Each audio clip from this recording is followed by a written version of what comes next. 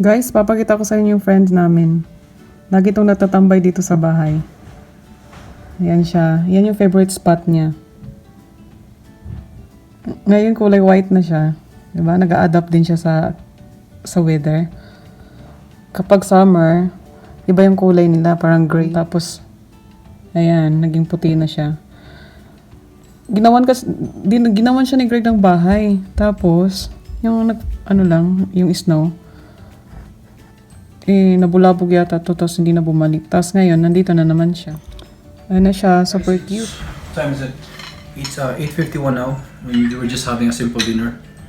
So kung nakikita nyo, ganito ginagawa ko kasi mahirapan pa rin ako. Dito yung andyan yung scar nyo. Nahirapan pa rin ako, so hindi ko kaya yung kutsilyo eh.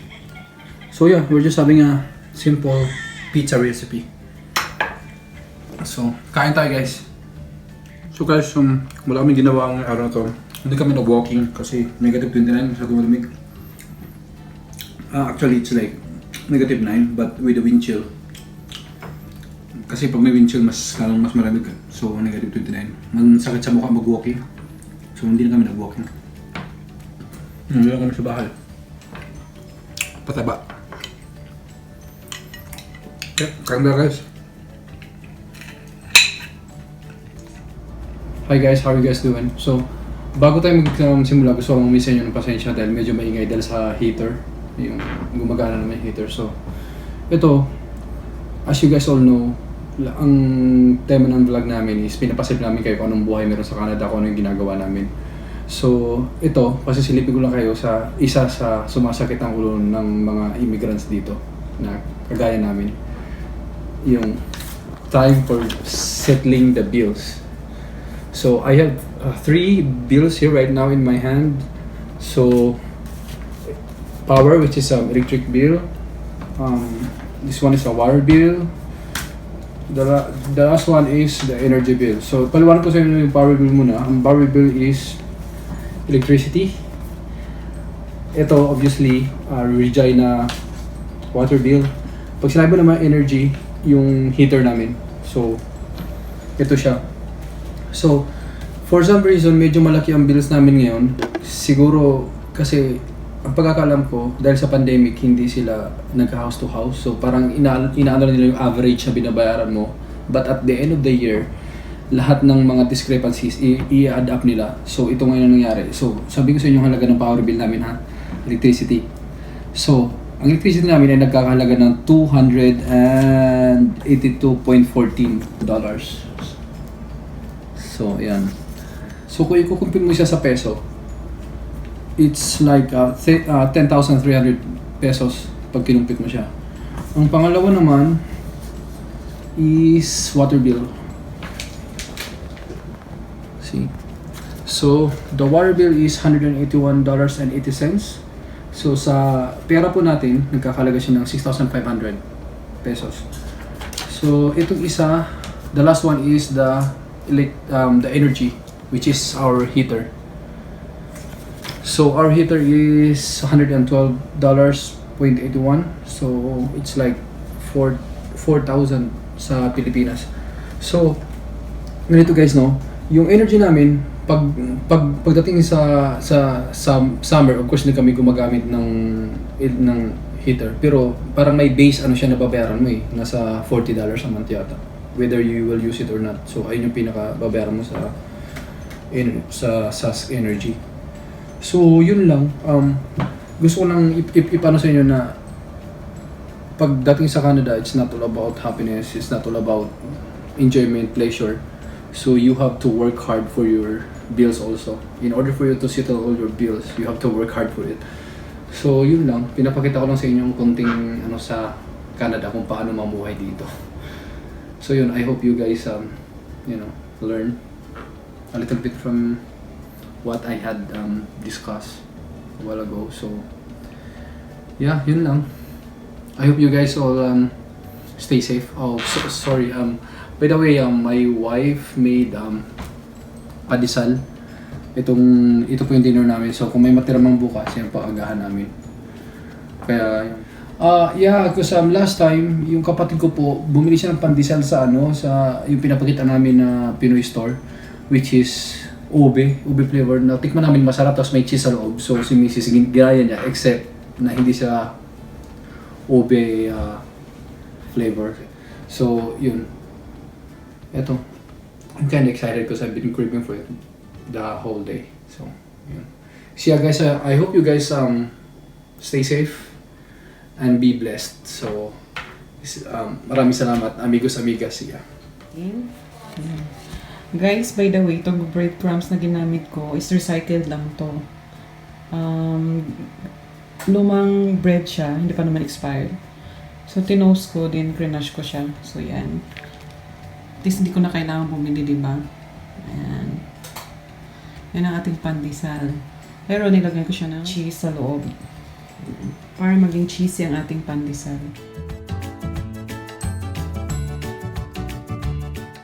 Pinatubo ko siya ng 30 minutes lang. Nung gumawa ko ng dough, 30 minutes lang siya kasi quick rice yung ginamit kong yeast. And then, yan, hinulma ko na. Tapos, pinapatubo ko siya ulit ng another 30 minutes. Then, ilalagay ko na siya sa oven. Ayan.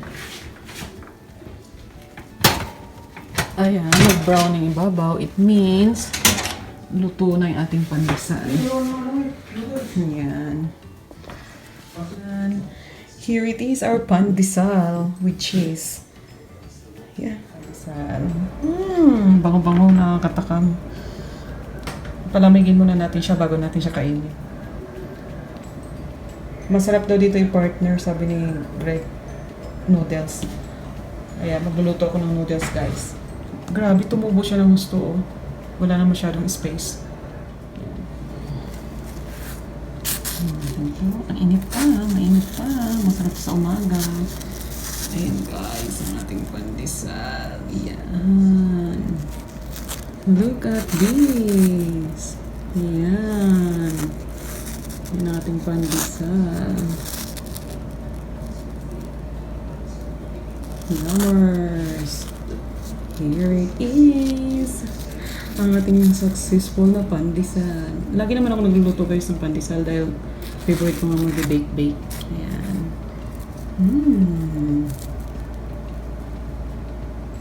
Ano namang masasabi mo sa pag-partner mo ng pandesal sa noodles? Sarap. Tama-tama sa malamig na panahon. Kasi ngayon yata negative 31. 31.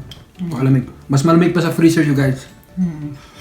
Yan mo? Mas malamig pa sa freezer nyo kasi I guess ang freezer yata negative 25 lang. Ayan. Sarap ba? Sarap? Sarap. The best. Sa may cheese sa loob. Look at that. Love cheese. Yeah. Melted cheese. Yeah. Hello guys! Isang malamig na umaga sa inyong lahat. We're back dito sa physiotherapy ni Greg. And nag-stay lang ako dito sa car kasi hindi naman pwedeng pumasok doon sa loob. Kailangan nang pumasok kasi yung may mga appointments lang o kaya yung patient lang. Wala, chilling lang dito sa loob ng car, nakikinig ng music, yun lang. Tapos papakita ko sa inyo yung labas. Ayan o, nag-snow. Ngayon mabagal, maya-maya malakas na naman yung ng snow, bagsak. So maaga pa dito guys, 9:18 pa lang ng umaga. Yung appointment niya kasi is 9:15. Maaga kami dumating, like 20 minutes ahead ng appointment niya. Ayan. Ito, lumalakas na naman yung snow. Ayan, look at the snow. Ayan yung mga flakes dyan sa window. Ayan. Kita nyo guys, yan. Guys, magluluto ako nitong chicken, whole chicken. So, ibibake ko siya. Ito yung ulam namin for lunch. Ayan. Yung sauce na pinahid ko dito, kung gusto nyong gayahin, ilalagay ko na lang sa description box. Ayan. So, nilagyan ko na ng itong cherry potato ba tawag dito. Ayan. So, carrots, and then sa loob, meron siyang onion, garlic, tapos spices, yan. Yan. So, lulutuin ko siya sa oven. Tapos yung heat natin is 350 degree Fahrenheit. Siguro probably mga 1 hour. until maluto siya. 1 to 2 hours, ganun. Yan. Yan guys, luto na. Yan. Ang ating ulam for lunch. For our lunch, yan. Ito guys, masarap to. Baby potato. Yan. Sarap yan. Yeah, it's baby potato. Look. It's yummers. And after ng lunch, aalis kami. Pupunta kami ng... mag-jogging kami ulit. Mag-walking kami ulit. Yes. Dahil magandang araw natin today. Magandang weather today. So, maglalakad-lakad kami. Pampalusaw ng taba. After namin kumain ito, kasi chap, mapaparami kami ng kain. Ayan. Maliwanag sa labas. Ayan. Then, hydrate. We don't really intend to vlog today, but my sister, my brother-in-law, my niece, and my nephew came over, so I decided to, to make some footage for you guys.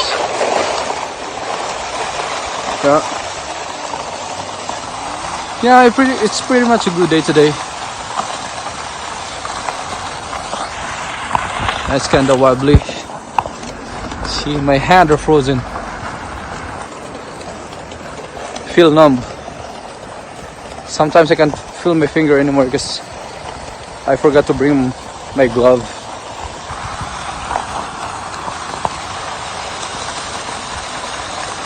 So yeah, walking to the snow. Try to walk on this path right here. Avoid this path right here because it's really slippery. See? Yeah.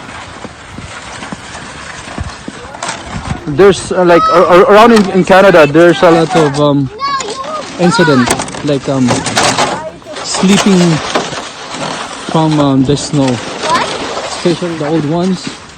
Yeah, they're having hard time to walk in the snow because it's really slippery, and that's where they get injured.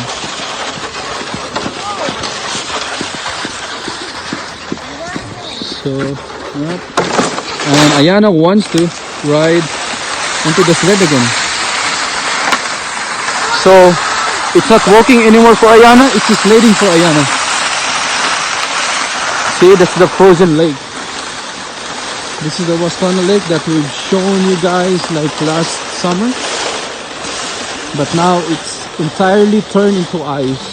Except in the middle. The middle is kind of watery still. Yeah. Yan. Sakay ako. Yan. Dito lang. Mabigat ba?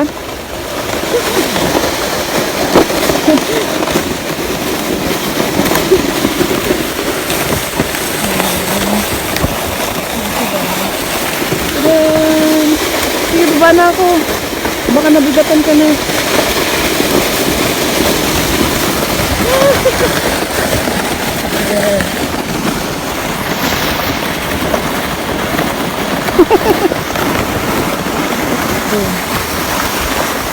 Okay. Yan yung house of fire mo. Michelle is trying to do it again.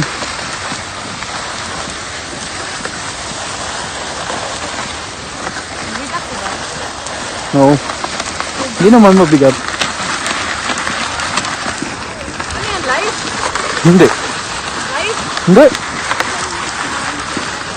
Nita! Nita is staring at you.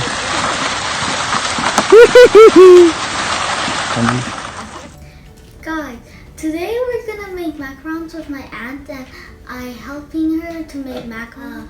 You know, I wanted to taste them, but I'm gonna help though. So guys, since wala akong maisip na pang-snack namin this afternoon, so naisip ko magluto ng macarons. So I'll be showing you guys how I cook macarons. Yes. So the ingredients are so simple. We have our I condensed... said that. Yeah. We have our condensed milk and I'm gonna mix coconut milk, like half can, like 200 Or ml, if you... pinch of salt, and 2 tablespoons of Yeah, sugar. don't put too much because it'll be salty. Yeah, you're right.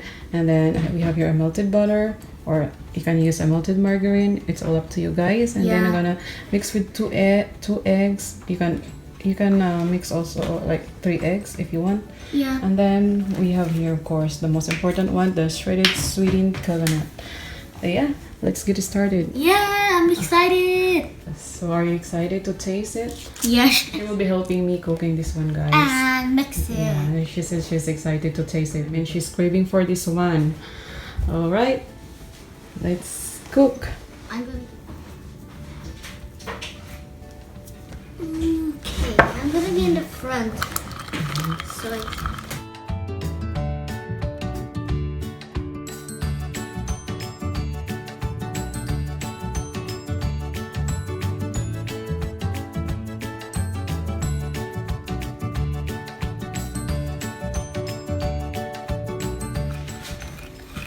So halo-haloin nyo lang yung milk, condensed egg, butter, and then last na ilalagay niyo is yung shredded sweetened coconut. Then that's it. Nandito na guys si Green, kadarating lang, tapos kain siya kaagad ng gutom na. Ano na pa? Magto 2 o'clock na kasi. Yan. Kumakain siya ng kanin, tapos ulam is laing. Nagluto ako ng laing. May halong baboy. So, ready na itong ating Yan ang mixture. tubig ko, hindi ako mahilig sa tubig. Ready na itong ating mixture. Isasali na natin dito. Tapos lulutuin natin siya sa oven, 350 degrees Fahrenheit, ng 15 to 20 minutes. Or yung tama-tama na mag-brown.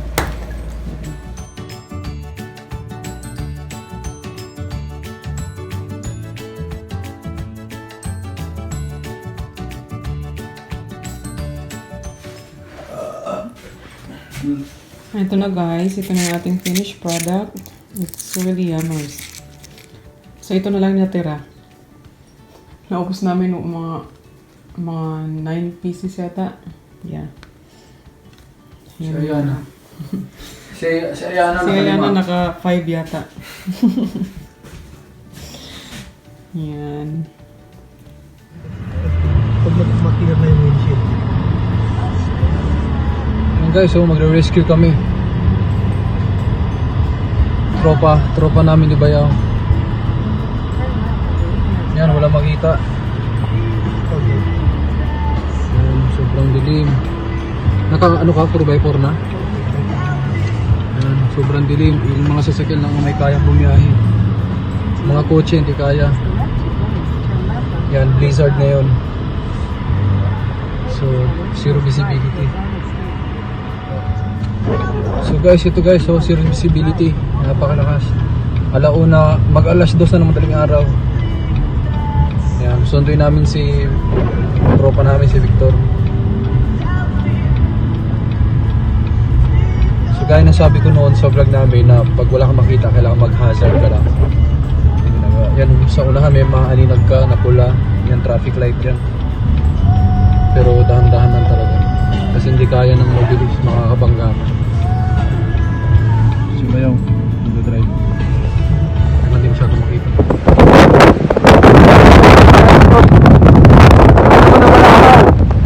Yan.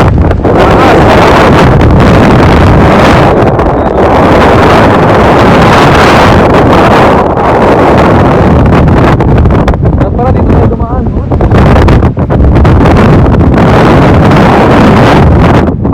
Makina ng truck nila? Nakaalis na kayo? Dito, papunta na kami sa bahay. Lamig na lamig na kami. Paubos na yung gas namin. Imbes na kami magre-rescue, kami yung re-rescue. Macintosh, doon na tayo sa Pasco mag-exit. Lahat yan ay stuck dyan. Mali ba dinaanan niya? Hindi, yung dinaanan namin, yun. Kaso nga lang, ang kapal ng snow. Nasagasaan namin yung snow. Nung nasagasaan, umangat yung sasakyan. Hindi na